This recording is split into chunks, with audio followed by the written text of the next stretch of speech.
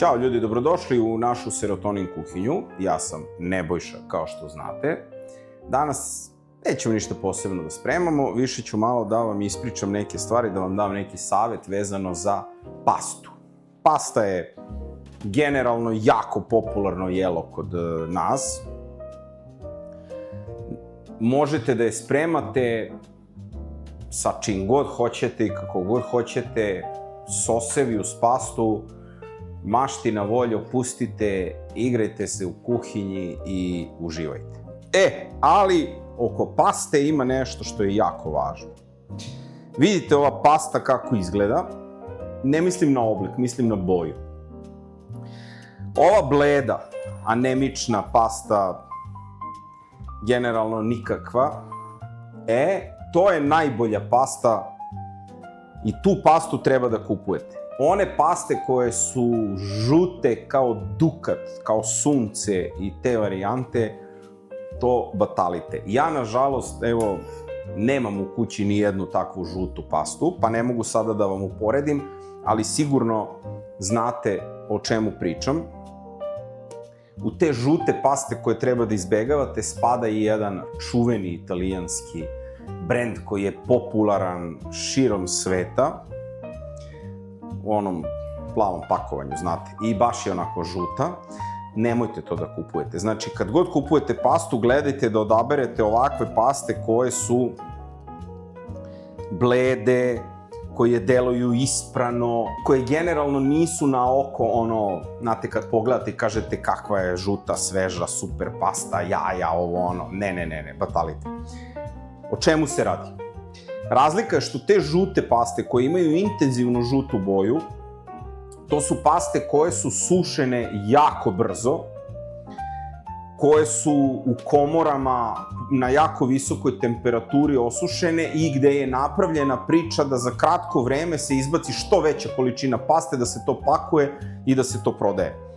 Ove paste koje su blede i koje nemaju tako jaku boju, one su dosta sporije sušene i sušene su na nižim temperaturama. Razlika je u vremenu kuvanja, znači ove blede paste morate nešto duže da kuvate, ali sa druge strane, mnogo se lakše vare, mnogo lakše upijaju i zadržavaju sos i mnogo lakše padnu za stomak u odnosu na one žute paste koje znaju da budu prilično teške, opterećujući, koje su prepune glutena i tako dalje.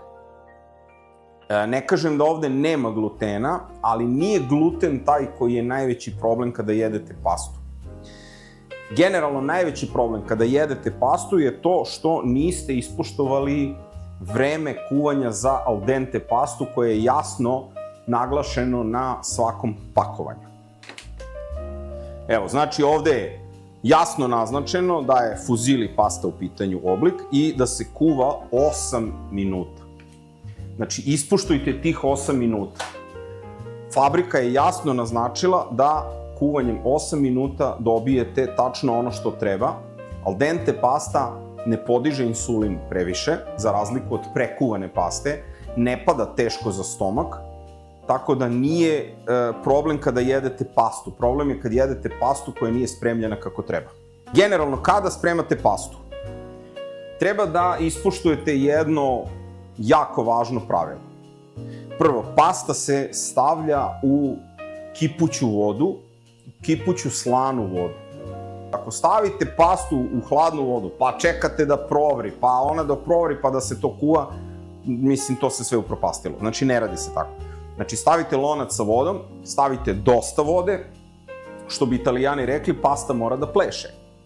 Tako da mora da bude velika količina vode, mora da bude slana voda, znači, provri voda, posolite vodu i onda stavite pastu i merite vreme 8 minuta, konkretno za ovu pastu merimo 8 minuta da skuvamo, posle 8 minuta pasta ide u sos. I još jedna jako bitna stvar. Pastu stavljate da kuvate tek kada vam je sos gotov.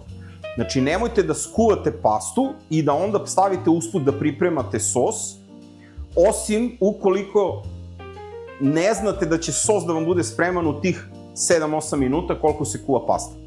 Znači, ako će sos duže da se sprema, obavezno prvo spremite sos. Kada je sos gotov, onda pastu kuvate, istekne vreme kuvanja paste, sipate u sos, mešate i odmah se jede. Što bi rekli Italijani, pasta non aspetta. Znači, nema čekanja, nema zezanja oko toga. Pasta ne može da čeka. Sos može da sačeka, sos će da sačeka. Spremite sos i ostavite ga. On može da stoji i 5, 10, 15 minuta, neće ništa suštinski da se desi i ništa neće da se upropasti, osim što će možda malo da se ohladi, što nije toliko bitno. Ali generalno, kuvana pasta ne može da stoji. Postaće gumirana, postaće prekuvana, ona stajanjem se još dokuva, pogotovo ako imate malo veću količinu paste, stavite u činiju, ona u samoj činiji se još uvek dokuvava i onda će se jednostavno prekuvati. Počeće da se hladi, počeće da se lepi, postaće gumirana, neće da primi sos kako treba, neće da zadrži dovoljno sosa kako treba i to je jednostavno raspad sistema, to ne valja. Dakle, sos, gotov sos, stavite pastu se kuva, završite pastu i sos, venčate, to sve izmešate, servirate i na sto da se jede.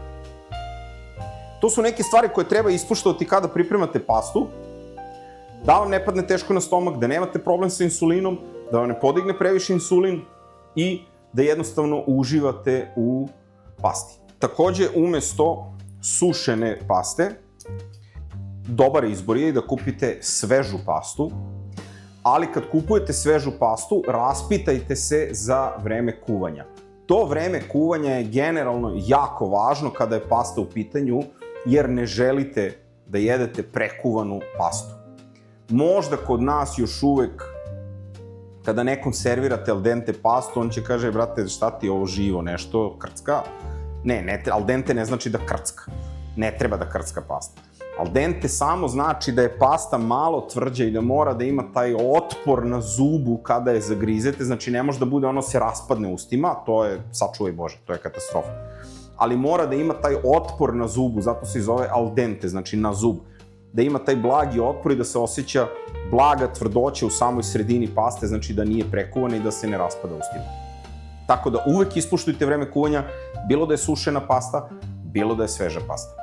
Sos, kao što sam rekao, pravite onako kako vi volite. Ako hoćete s morskim plodovima, možete sa mesom, možete povrće, možete sir, možete karbonaru, znate već onu varijantu, snimali smo, pravili smo, možete da pogledate, tako da svašta nešto imate. Mi ćemo ovo danas praviti sa nekim bolognese sosom, tako da krećemo.